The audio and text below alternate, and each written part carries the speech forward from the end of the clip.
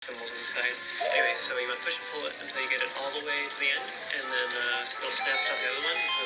Here with the Zelda Shrine, you did it right, so climb on top by holding forward and pressing A, and then jump across, and just crawl through the hole. This will take you to the inner area of the castle, the courtyard, and here there's just a bunch of guards that are...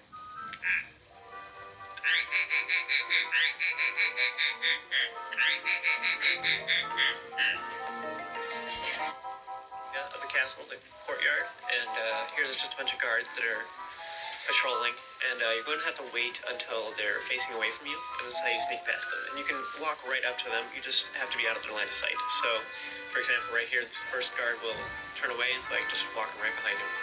And so this first area is simple, there's just one guard in a square topiary, so you just want to run past it. And this next area has two fountains, and sometimes it's kind of a pain to wait around for them, but I was lucky and they were just right out of the way. This third area has a just single beam with some rupees around it, and you can crawl over top of it too, as well as get the rupees if you like, but both of those ways are just kind of risky. I would just wait until he's out of the way and then just run past. You can get rupees easily all over the place, so I don't really think it's worth it to get caught and have to start over. In any case, this last area is kind of it's a little bit harder. You have a single big statue with two guards that are fairly close together. So what you want to do is wait till they're on the opposite side of each other, opposite side of the statue, and then run for it. It's like here they're pretty close together, so you just get right behind the farther one.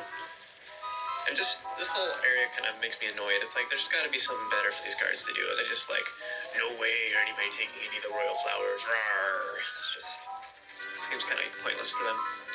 In any case, this last area is probably the hardest just because they move so fast, and just a weird area. So like right here, that just looks pretty risky. I didn't really want to go up there and have them suddenly run towards me. So like right here, I could have gone around on the other side and get right behind the other guard. Or you can just wait right behind the topiary. But either way, works just fine. So you can get up on that other side on the left too and just wait there.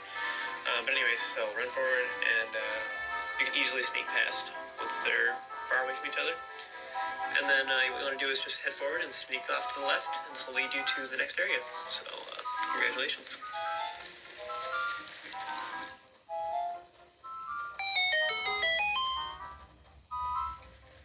Hey guys, welcome back. Here we are.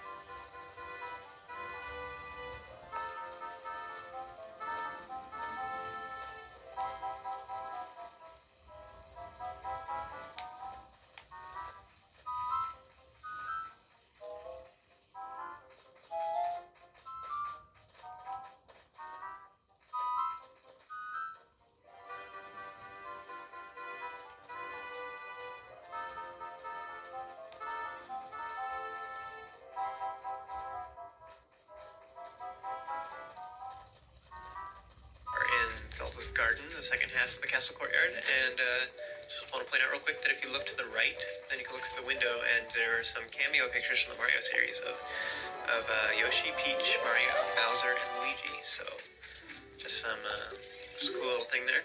Anyway, so run forward and talk to the princess, and she will gasp and be shocked that somebody got past all the guards, because you're just so cool, so good at this game. So anyways, she will then be surprised because she finally realizes Navi, and she will exclaim that you must be from the forest. And so from that, she jumps to the conclusion that you must have Kokiri's emerald. And what the heck? I mean, nobody knows about this. How should she know?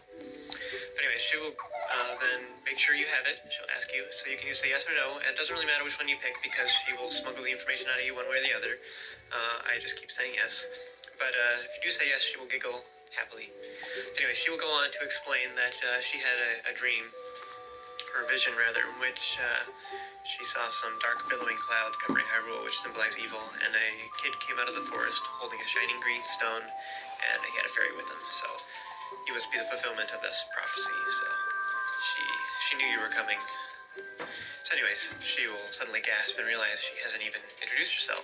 So after giving you a very seductive look for a 10-year-old, she will introduce herself as Zelda, the Princess of Hyrule.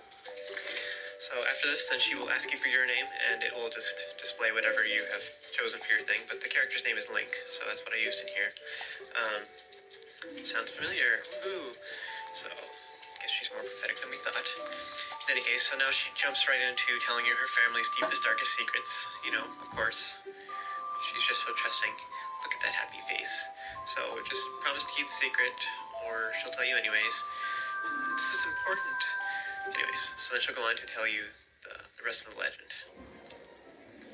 So it turns out, when the three goddesses, they left the land of Hyrule, there was a remnant of their power that was left behind called the Triforce. And that part we already knew. But it was left in the Sacred Realm, which is kind of like a land that was left behind by the goddesses. It's kind of like a rift in between the dimensions, you could say. But in any case, if someone who has a heart that is righteous touches the Triforce, it will lead the world into 100 years of prosperity, which sounds pretty good. But if somebody who has an evil heart touches it, then the opposite is true, and it will turn the world all corrupt and disgusting. So the sages, who are like kind of the owners of the powers of Hyrule, they created the Temple of Time to protect the Triforce and the entrance to the Sacred Realm. So then she'll go on and say, yes, indeed, the Temple of Time is how you get to the Sacred Realm. She'll go on to say that it is sealed and that nobody can get into it unless they have the 3 spiritual stones and the one other item, which, you know, she probably shouldn't be telling you this, but she will anyways, and that is that you need the Ocarina of Time, which is what the name of this game is, so there's some foreshadowing there as to what's going to happen. In any case, she will just make sure that you understand what she said, or you can basically say she's stupid and she'll repeat herself, so don't do that. Anyways, then she'll go on to tell you that you should look through the window that she was spying through. You know, oh goodness, princess, how could you do such a thing? Anyways, she goes on to say that she believes that the man inside this window represents the dark clouds in her vision. So if you say no, then she'll just tell you, you must hurry and look through the window. So anyways, you'll see the evil man that the Deku Tree was telling you about. Oh no, there he is. What a coinkydink. So now you realize that his name is Ganondorf, she tells you, and so he has come here to swear allegiance to the king, and but she believes that he's lying to them, and that he really is after the Triforce. So anyways, he'll look over at you, bum bum bum, so he knows who you are, or something in any case. So anyways, then Zelda will go on to explain that she did tell her father about the dream, and he didn't believe her. So he didn't think that it was a real prophecy, so she's discouraged. And of course, he ignored her warning about Ganondorf. So anyways, she will once again reiterate that he must be after the Triforce, and so it's up to you two to put a stop to him. So she'll then entrust you to go get the other 2 spiritual stones, and so you should say you believe her, and she'll giggle again. If you say no, then she'll be very depressed. In any case,